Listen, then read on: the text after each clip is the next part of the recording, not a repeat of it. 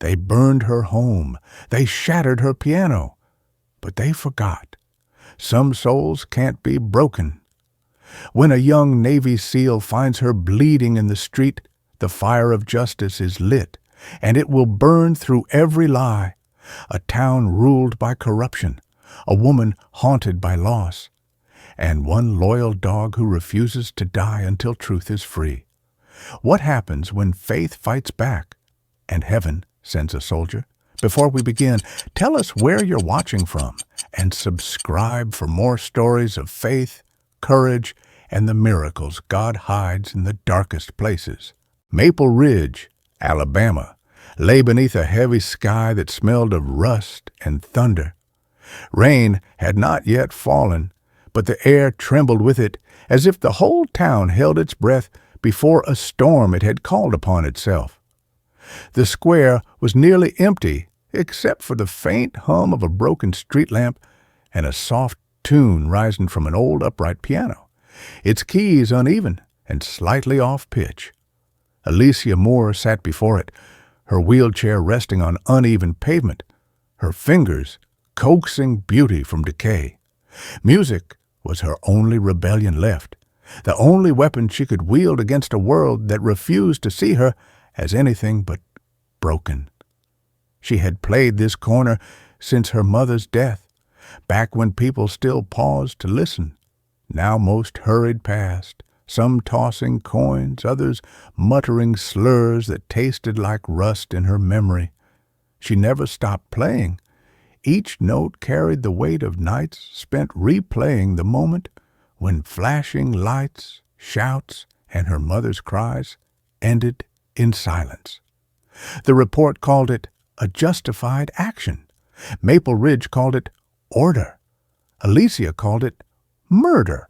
The sky cracked open with the sound of engines. 2 trucks rolled up near the curb, tires hissing over the wet concrete. Blake Crane and his younger brother Ryan stepped out, their laughter slicing through the melody like knives. They were children of authority, untouchable because of their father, Sheriff Howard Crane, the lawman whose badge was both shield and sword. Blake tossed a soda can into the puddle at her feet. "Play something cheerful, darlin'," he said, his voice dripping with false sweetness. Alicia didn't answer. Her hands tightened over the keys, knuckles white, music faltering but not breaking. The silence seemed to mock them more than any insult could. Ryan picked up a loose brick and dropped it onto the side of the piano. The wood splintered. Alicia flinched but refused to move.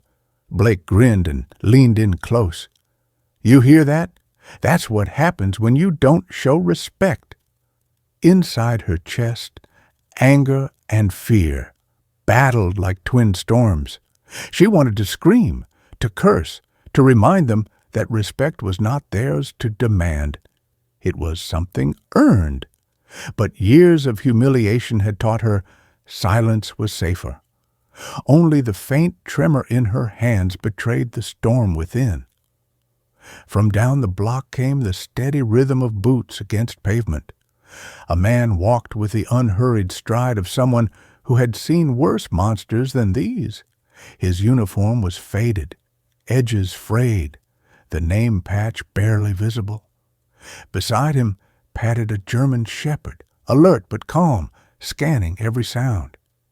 Ethan Walker had arrived in Maple Ridge 2 weeks ago, a Navy SEAL recently discharged after a mission gone wrong overseas.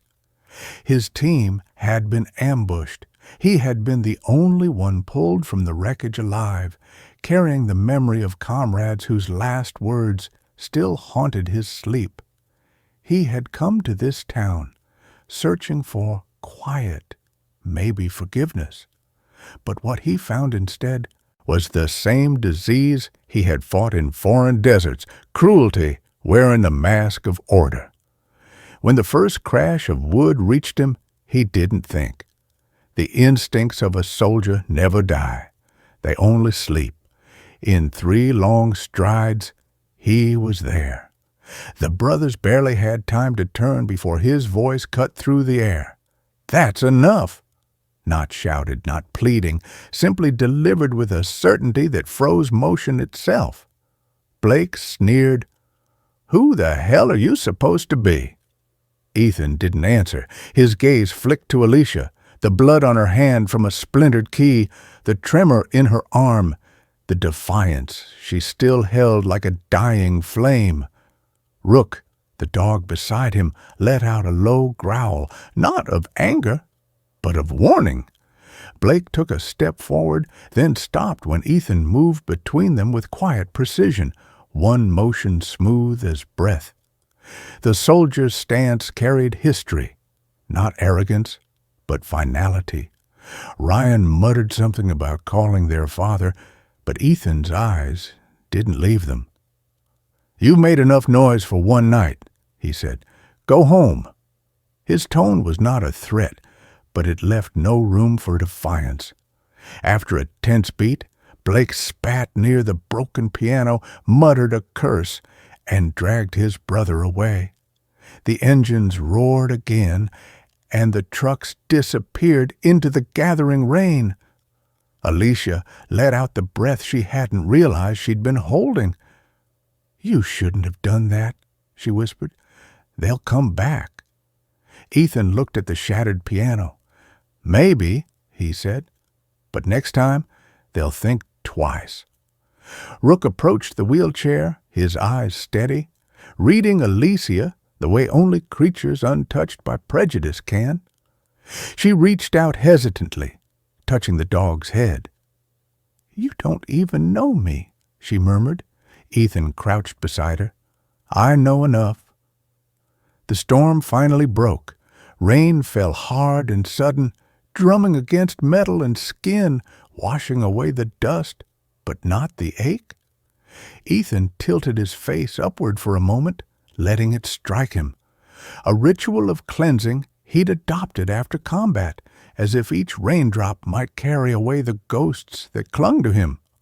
Rook stayed still beside him, silent sentinel. They made their way toward the truck parked nearby. Alicia protested weakly when he lifted her chair into the back, insisting she didn't need help. He didn't argue, only spoke with the calm tone of someone who understood what it meant to lose control and still want to keep dignity. "You're hurt," he said. "There's a clinic outside town." She laughed bitterly. "They won't treat me, not someone like me." He hesitated. The memory of his fallen comrades, men of every color and creed, flashed through his mind. Brothers who had bled beside him, so another man's skin could never define his worth. The thought of them dying while a woman like this was left to rot in her own country made something burn deep in his chest. "Then I'll treat you myself," he said. He drove in silence, the wipers pushing away sheets of rain. Behind them, Maple Ridge disappeared into darkness, its streetlights flickering like uncertain consciences. Rook sat upright, watching the road, as if understanding the gravity of what they had just begun. At the cabin nestled between pine trees, Ethan cleaned the wound on Alicia's hand, wrapped it with gauze, and gave her a mug of water. She sat in the corner near the fireplace, staring at the flames that hissed each time a drop of rain leaked through the chimney. He asked nothing of her story, but she spoke anyway, halting, trembling, as if each word cut through scar tissue. Her mother's death, the years of silence, the hatred disguised as law. Ethan listened without interruption, his eyes distant but intent, the firelight reflecting the weight of memory on his face. When she finally fell asleep, he stepped outside into the downpour. Rook followed, shaking off the water. "We found another war, didn't we, boy?" he said softly. The dog pressed against his leg in quiet answer. Thunder rumbled across the horizon. Ethan looked toward the dim outline of the town and knew the storm wasn't over. It had only just begun. The rain had passed. leaving Maple Ridge washed clean on the surface but unchanged beneath.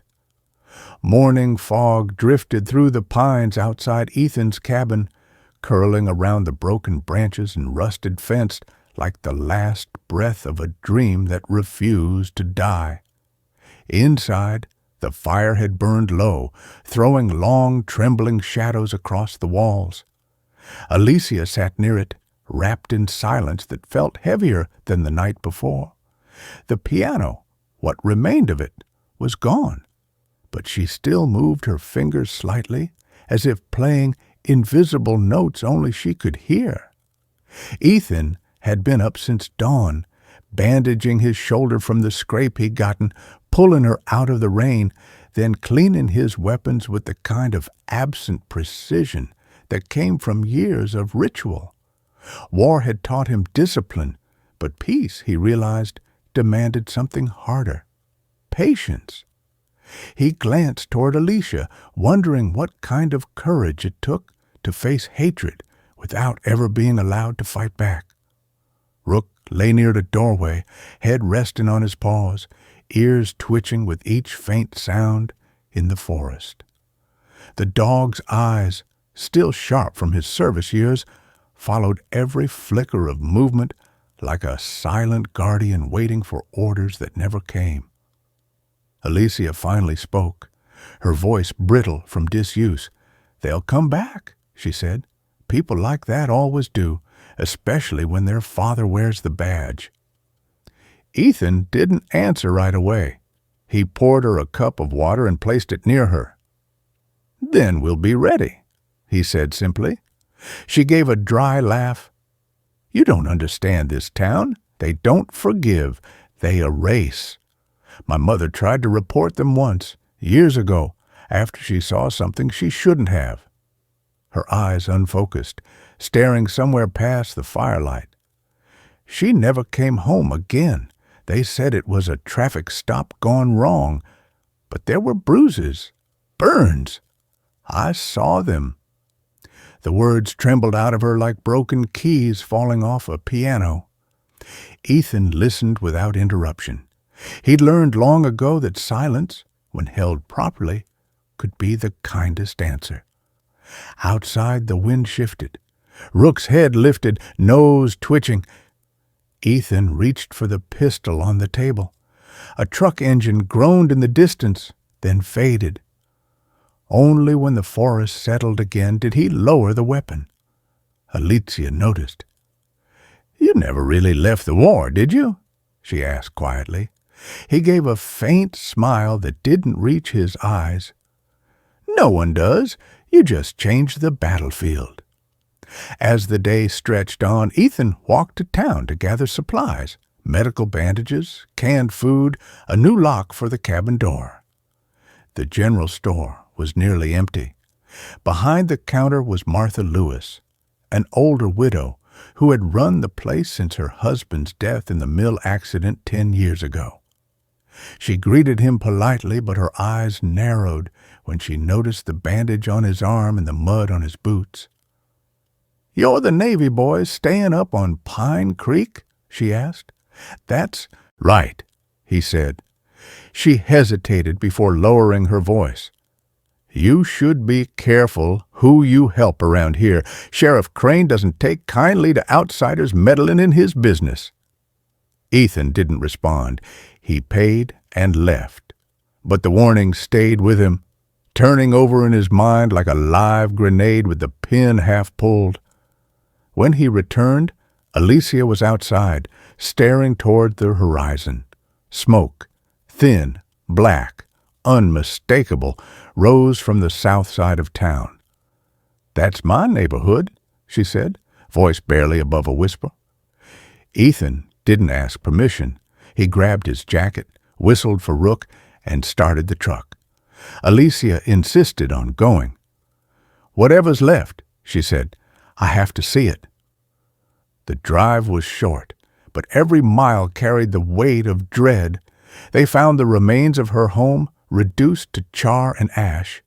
The front steps were nothing but scorched concrete, and the air reeked of gasoline. Alicia wheeled closer, her hands trembling on the rims. A half-burned photo frame lay among the debris, her mother's face half gone, half smiling. Ethan knelt beside it, picking up a twisted metal canister near the ruins. It bore a faded white stencil, property of Maple Ridge Police Department. She saw it and closed her eyes. "He's sending a message," she whispered. "He wants me gone." Ethan turned the canister in his hand, jaw tightening. Then he's about to get an answer. He didn't raise his voice, but something in his tone made even Rook lift his head, alert. As they drove back, Alicia stared out the window, lost in the gray blur of pines. "You could still walk away?" she said softly. "This isn't your fight." Ethan didn't look at her. "It wasn't my fight when I enlisted either," he said, "but men died because I stood in it. Walking away doesn't make it stop." That night, rain began again, harder than before, rattling the roof like distant gunfire. Alicia couldn't sleep. She kept hearing the crackle of fire, the echo of her mother's voice warning her not to trust uniforms. Ethan sat near the door, gun beside him, cleaning the soot off the canister with methodical care. "You think it was him personally?" she asked. "Crane?" He nodded once. "Or someone who wanted to impress him. Either way, it ends the same." Rook stirred restlessly, letting out a low whine. The dog had grown uneasy since they'd returned, ears twitching at sounds Ethan couldn't hear. Soldiers learned to trust instincts like that.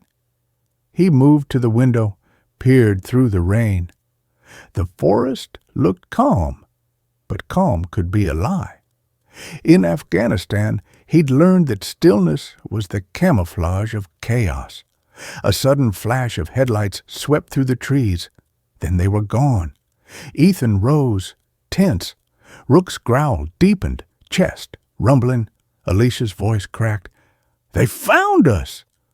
Ethan checked his weapon, heart hammering but mind steady. "Stay inside," he ordered. The next second, glass shattered. The first shot. Rook barked once, fierce and sharp. Ethan ducked to the floor, pulling Alicia's chair behind the couch.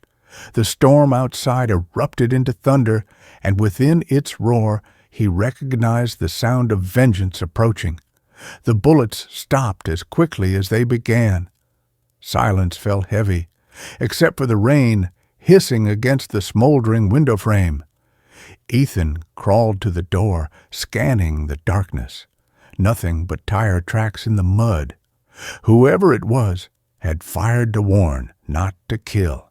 A message written in lead instead of words. He closed the door and turned back to Alicia, whose face was pale but defiant.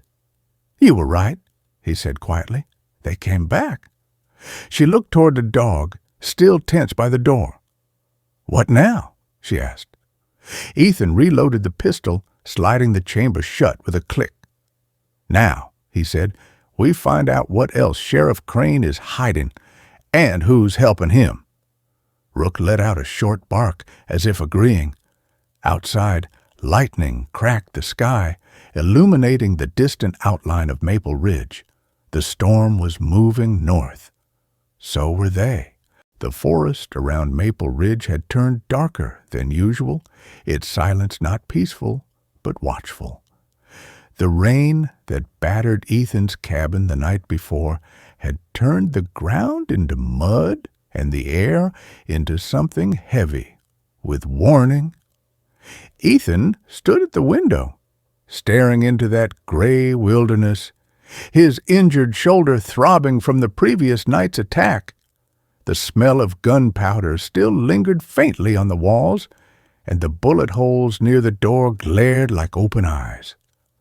Alicia sat in the corner, quietly replaying what had happened. Every sound, every shatter, every second of fear. She hadn't spoken since dawn. Her silence was not weakness, but concentration, as if she were trying to compose her thoughts into a melody strong enough to drown the fear. Rook moved between them restlessly, his posture alert, nostrils flaring toward the forest. The dog had sensed something was still coming.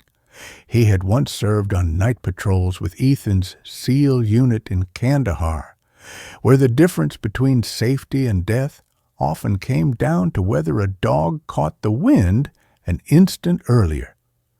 Ethan trusted that instinct more than his own eyes. Late morning brought a knock at the door, not the pounding of hostility, but a hesitant, uneven rhythm. Ethan signaled Rook to stay low, then opened it just enough to see a man standing in the drizzle. The visitor wore civilian clothes that didn't fit quite right and a badge clipped to his belt. "Deputy Thomas Hale," he introduced himself quietly. "I'm not here officially. You need to let me in before someone sees." Inside, he removed his hat, looking uneasy. "I heard what happened last night. You won't get any help from the department, not while Crane's running it. But some of us, we know he's crossed too many lines." Ethan studied him, waiting. Hale's voice shook slightly, not from fear, but from guilt. "Years ago, I was a rookie when your friend's mother was killed. We were told it was justified. I believed it until I saw the body. I tried to report it. My report disappeared. After that, Crane made sure I was transferred out of town for training. I came back last year, but nothing's changed." Alicia's gaze hardened. "You could have spoken up." Hale didn't defend himself. "If I had, I'd be buried next to her. I'm here now because Crane's planning something worse. He's convinced you, Mr. Walker, are some kind of threat. Says you're working with the feds. He's getting ready to burn you both out." Ethan felt the old coldness of combat settle into his chest, not fear, but clarity. "Then we move first," he said. Hale shook his head. "You don't understand. He owns half this town. The mayor, the judges, even the radio station. You won't beat him here." Ethan looked down at his bandaged arm, flexed his hand, then at Alicia. "We don't need to beat him here. We just need the truth somewhere. It can't be buried." Hale slid an envelope across the table. Inside were photocopies of bank transfers, all leading to offshore accounts under Crane's name. "Drug money," Hale said. "He runs it through fake construction projects. But the originals are locked in evidence at the precinct." Ethan nodded once. "Then that's where I'll go." Alicia objected immediately. "You can't just walk into a police station." Ethan's calm reply made her blood run cold. "I won't walk." By dusk, the forest had turned black again, the kind of darkness that swallowed sound. Ethan left Rook and Alicia at the cabin, promising to return before dawn.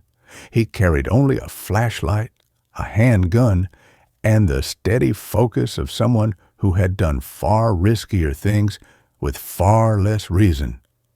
The precinct sat near the edge of town, its floodlights bright against the wet streets. Ethan moved like a shadow through the alleys, slipping behind the building to a maintenance door Hale had described. Inside, the hall smelled of bleach and stale coffee. He found the evidence room on the second floor, locked, but nothing a SEAL's hands couldn't handle. Within minutes, the door gave way.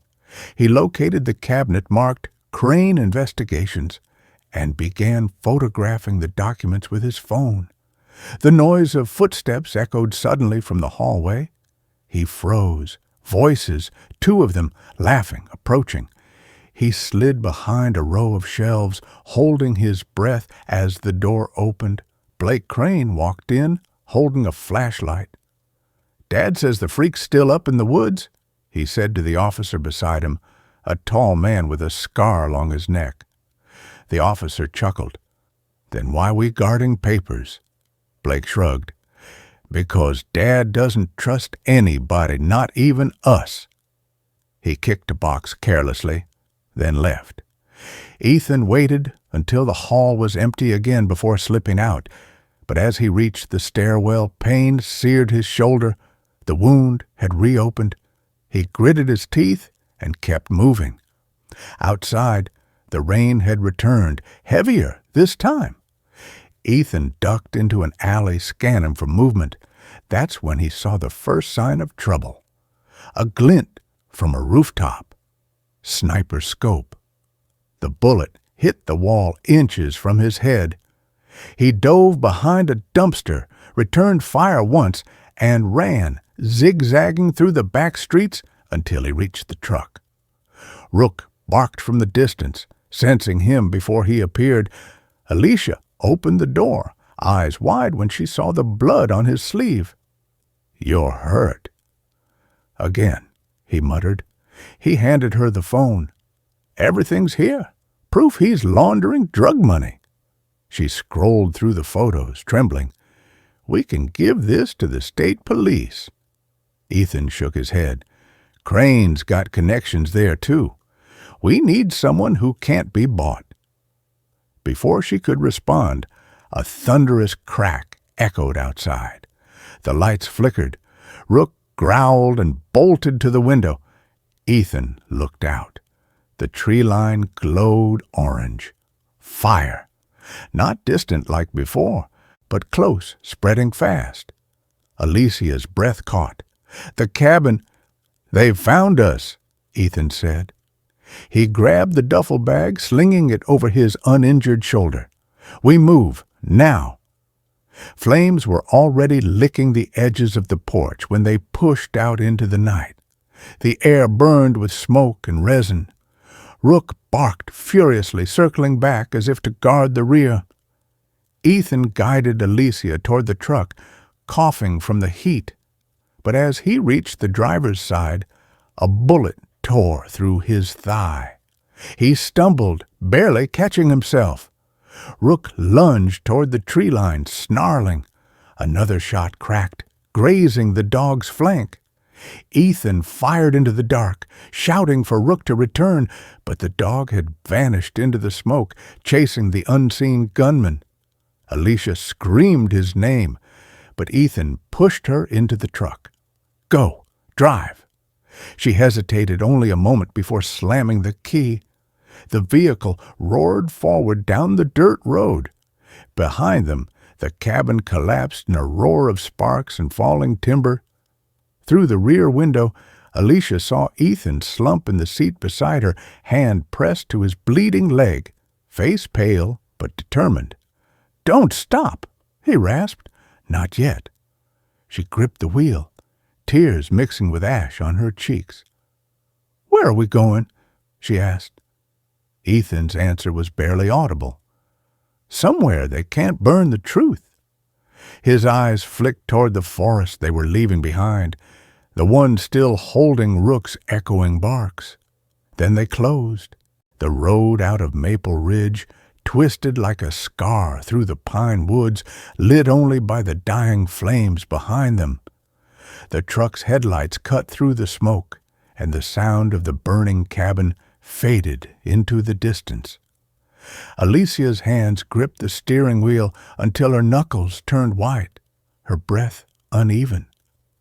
Beside her, Ethan leaned against the passenger door, one hand pressed tightly to his leg wound. Blood had soaked through the fabric of his pants, and his jaw clenched each time the truck hit a bump. "We can't stop here," he muttered, voice strained but firm. "If Crane's men don't find us, the fire will bring them." Alicia swallowed hard. "You need a doctor?" "We need a plan," he corrected. She drove until the forest thinned into open farmland. The rain had stopped, leaving only mist curling above the wet grass. A wooden cross by the roadside caught her eye, a small country church half hidden by fog. "We can stop there," she said, "at least until daylight." Ethan didn't argue. The church was unlocked. its doors groaning like old bones when they entered.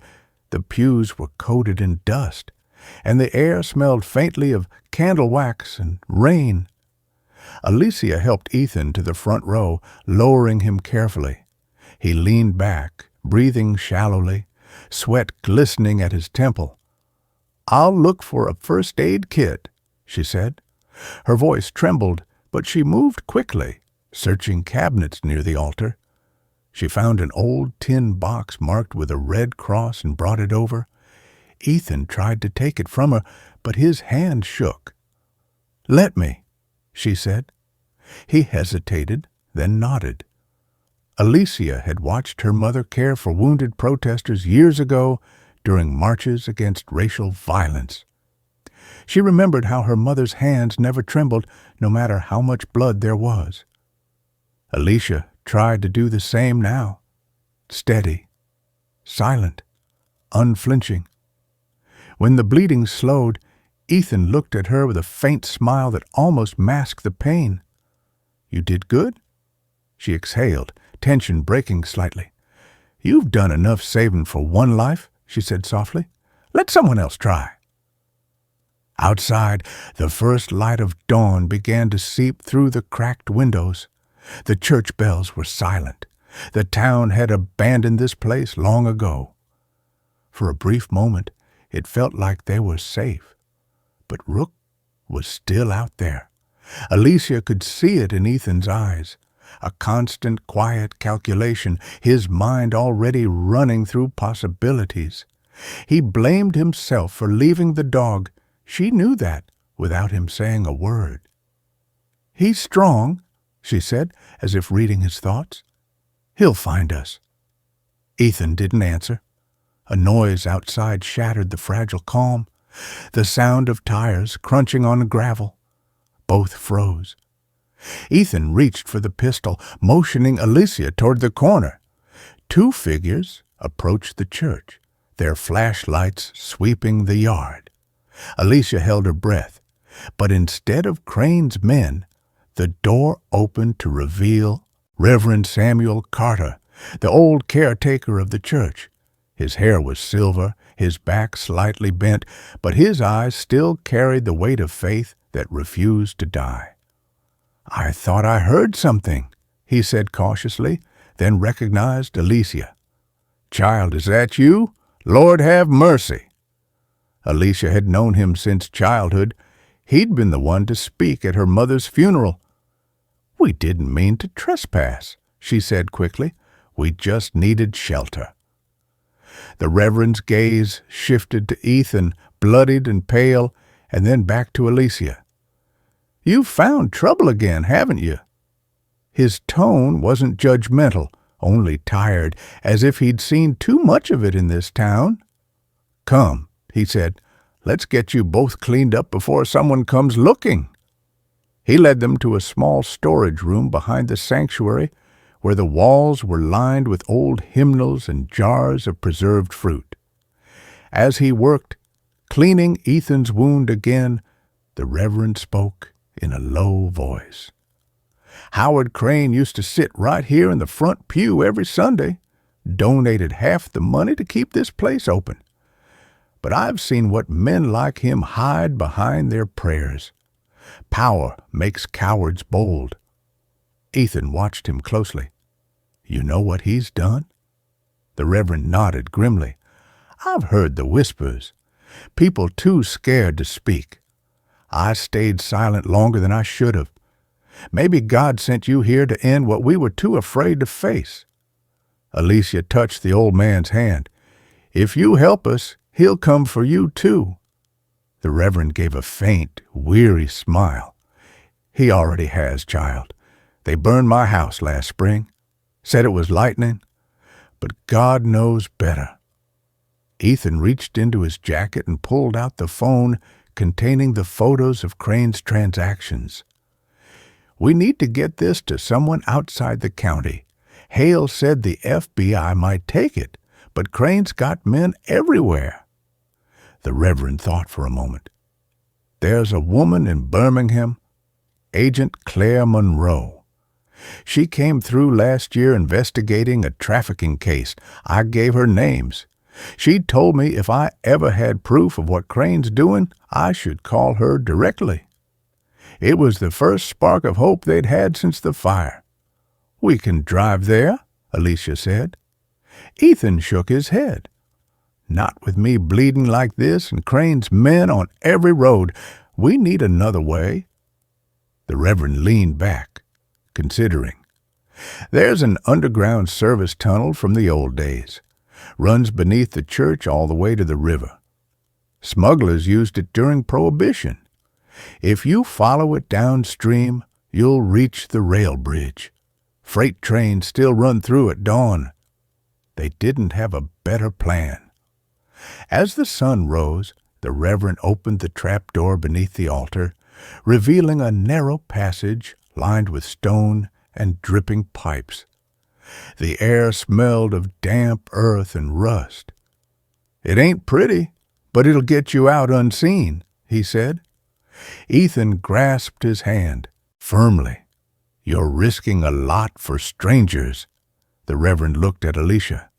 "Not for strangers, for what's left of my faith." They descended into the tunnel, their flashlights cutting through the dark. The sound of dripping water echoed like the ticking of a clock. Ethan limped, but refused to slow down. Alicia pushed her chair only part of the way before abandoning it, crawling beside him when the ground became too narrow. "We'll get there," he promised. "Then we'll bring it all down." Behind them, above ground, the Reverend closed the trapdoor and turned toward the rising light. He didn't see the black SUV pulling up outside the church until it was too late. 2 men stepped out, guns drawn, one of them wearing a sheriff's star that gleamed in the morning sun. Down in the tunnel, Ethan paused. He thought he heard something. A door slamming, a shout, then silence. Alicia looked at him. "What is it?" He shook his head, listening, but the sound had already faded into the earth. "Keep moving," he said. "We're running out of time." The tunnel opened to a narrow stretch of the Blackwater River just before dawn. The air was cold and damp, smelling of metal and moss, and the sky above the trees was still bruised from night. Ethan emerged first, dragging himself up the embankment, his wounded leg stiff but functional. Alicia followed, mud on her hands, breathing hard yet steady. Behind them, the church steeple was barely visible through the fog, and somewhere within that fog, men were shouting. They had found Reverend Carter. Ethan didn't want to think about what might be happening above ground. "We keep moving," he said. Alicia nodded. They followed the riverbank until they reached the bridge the Reverend had described, an old freight crossing, rusted and trembling under the first light. The rails led north toward Birmingham. They could already hear the distant hum of a train approaching, slow and heavy.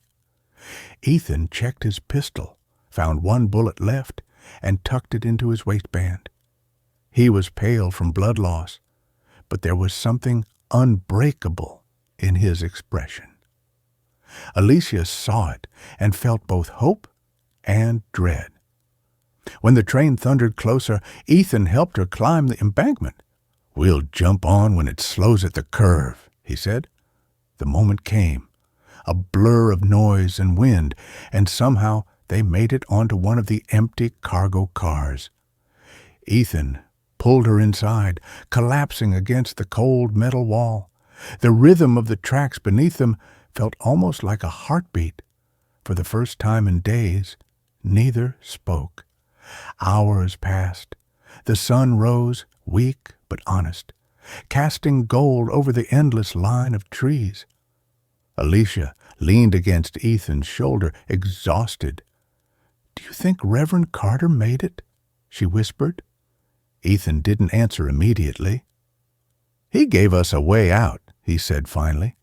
That has to mean something. She wanted to believe him. She closed her eyes and let the sound of the train drown the ache.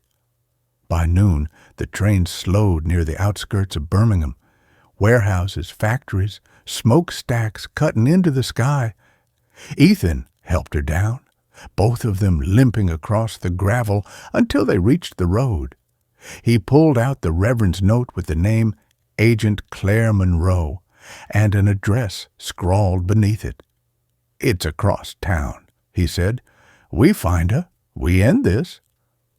They made it to the city bus station, blending into the flow of people.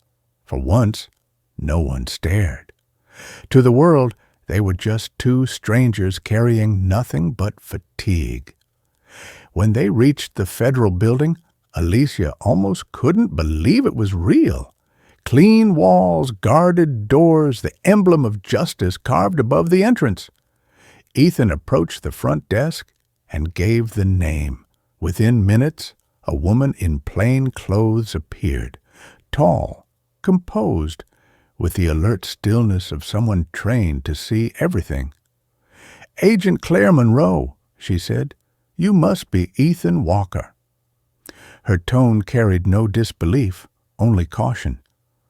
"You brought something?" Ethan handed her the phone. She scrolled through the images, bank records, transfers, and Hale's copies, her face hardening as the scope of it unfolded. "These are federal crimes," she said quietly. "Drug trafficking, laundering, obstruction, and enough internal signatures to take down half of Maple Ridge." She looked up. "Where's your witness?" Ethan nodded toward Alicia. "Right here." Claire led them into a secure office, locking the door behind her. She listened as Alicia told everything: her mother's death, the fire, the attacks, the Reverend's help. Claire didn't interrupt once. When it ended, she exhaled slowly. "We'll move fast. If Crane knows you're alive, he'll come to finish it himself. I'll put you under federal protection until we arrest him." But protection, Ethan knew, was never fast enough. By evening, the news broke on local radio. Sheriff Howard Crane denies corruption allegations, accusing outside agitators of fabricating evidence. The press conference was set for midnight. Claire slammed the radio off. "He's trying to control the story," she said. "We'll serve the warrant in the morning." Ethan shook his head. "He won't wait that long." He was right. Near midnight, the federal building went dark. Power cut, emergency lights flickering red. Ethan moved instantly, pulling Alicia behind a desk. Through the glass doors, he saw shapes. 3 men, rifles raised. One of them walked like he owned every inch of space he stepped on. Crane. His star badge glinted under the emergency light. "You think you can take my town from me?" His voice echoed through the hall. "You think anyone will believe a cripple and a broken soldier over me?" Ethan's pulse slowed. "Combat calm." He gestured to Claire, who had already drawn her weapon. "Basement exit," she mouthed, but Crane's men spread out, blocking every escape. Glass shattered, gunfire erupted. The sound was deafening in the small lobby. Ethan returned fire, dropping one of the shooters. Claire hit another. Crane ducked behind a pillar, shouting, "You can't stop what you don't understand." A sudden noise cut through the chaos, a sharp bark. Then another. Out of the smoke burst Rook, limping but alive, muzzle wrapped in soot and eyes blazing. He lunged at the last gunman, dragging him to the ground before he could aim again. Alicia gasped, tears mixing with smoke. "Rook!" Ethan barely had time to look before another bullet ripped across the room. It missed him by inches and hit the wall beside Alicia. Rage surged through him, clean, focused, inevitable. He moved like instinct, like memory. the same rhythm that had carried him through deserts and ambushes. He circled the pillar, disarmed the sheriff with one twist, and slammed him to the ground. Crane's weapon skittered away. The sheriff glared up, face twisted with defiance. "You think anyone will thank you?" he spat. "You think anything changes?" Ethan pressed the badge ripped from Crane's chest into his hand. "Maybe not, but at least it ends with you." Claire stepped forward, cuffs ready, voice steady despite the chaos. "Howard Crane, you're under arrest for murder, racketeering, and corruption." The words echoed through the hall like the closing of a chapter written in blood. Outside, dawn broke over Birmingham, soft rain falling again, the same rain that had followed them from Maple Ridge. Ambulances arrived, officers filled the lobby. Ethan sat on the steps with Alicia and Rook leaning against his leg. She watched the sky turning pale. "Do you think it'll ever really change?" she asked quietly. Ethan looked at the horizon, where the rain blurred the edge between sky and earth. "It has to start somewhere," he said. Claire walked over, holding out a small folder. "The FBI will dismantle everything he built," she said, "but they'll want you both to testify." Ethan nodded. "We will." Rook raised his head as if in agreement, the faintest wag of his tail betraying the soldiers' calm. As they left the building, the street was slick with rain, but the air felt lighter. The headlines would come, the trials, the questions, but none of that mattered yet. For the first time in years, Maple Ridge would wake to a morning without fear. Ethan turned his face toward the rain and closed his eyes. The storm had done its worst, and still, somehow, they were standing. Sometimes miracles don't arrive with thunder or bright lights from heaven. Sometimes they come quietly, through the courage of a wounded soldier, the loyalty of a faithful dog, and the unbroken faith of a woman who refused to give up. The storm that destroyed their world also washed away the darkness that had poisoned their town, and from the ashes of fear, hope began to rise again. Because every act of courage, no matter how small, is a spark from God's own hand. When we choose to protect the weak, to speak the truth even when it costs us, to love even after we've been broken, that is when heaven moves on earth. Ethan's strength, Alicia's faith, and Rook's devotion remind us that God's grace does not always roar. Sometimes it whispers through the rain, reminding us that light still wins. If this story touched your heart, share it. Let it reach someone who's forgotten that good still exists.